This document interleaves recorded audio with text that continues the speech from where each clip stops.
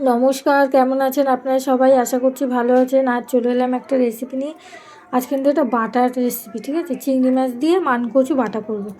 তার জন্য ওখানে মানকচুটাকে গ্রেট করে রেখেছি, ভালো করে খোসা ছাড়িয়ে ধুয়ে নিয়েছি আগে, তারপরে গ্রেট করেছি। আর ওদিকে মিক্সির বাটিতে কাঁচা লঙ্কা, রসুন আর টমেটোটাকে আধ বাটা করে নেবো। আর এখানে কড়াইতে তেল দিয়ে দিয়েছি কালো জিরে ফোড়ন, আর একটু চিংড়ি মাছকে কুচি কুচি করে নিয়েছিলাম, সেটাকে দিয়ে ওইটা একটু ভেজে নিয়ে নুন দিয়ে তারপরে এই রসুন, কাঁচা লঙ্কা, টমেটো বাটাটা দিয়ে দিচ্ছি।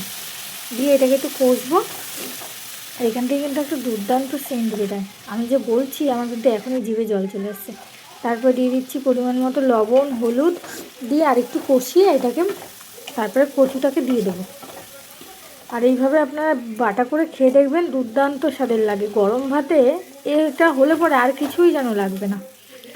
এবার মিশিয়ে সামান্য একটু চিনি দিয়ে দিচ্ছি, একটু মিষ্টি মিষ্টি ভাব আসবে, টক ঝাল মিষ্টি একটা ব্যালেন্সটা হবে। এবার ভালোভাবে যতক্ষণ না তেল ছিঁড়ে আসছে ততক্ষণ মিডিয়াম টু লো আছে এটাকে কষিয়ে নেব, ভেজে নেব। দিয়ে দিচ্ছি ওপর থেকে একটু ধনেপাতা কুচিয়ে, দিয়ে এবার এটাকে ভালো করে ভাজবো।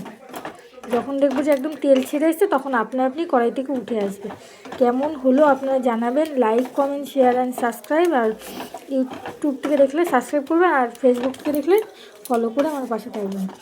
আবার দেখা হবে একটা নতুন ভিডিওর সাথে। ততক্ষণ আপনারা ভালো থাকবেন, সুস্থ থাকবেন। আমার কিন্তু রেডি হয়ে গেছে। আজ তাহলে আসি, টাটা, বাই বাই।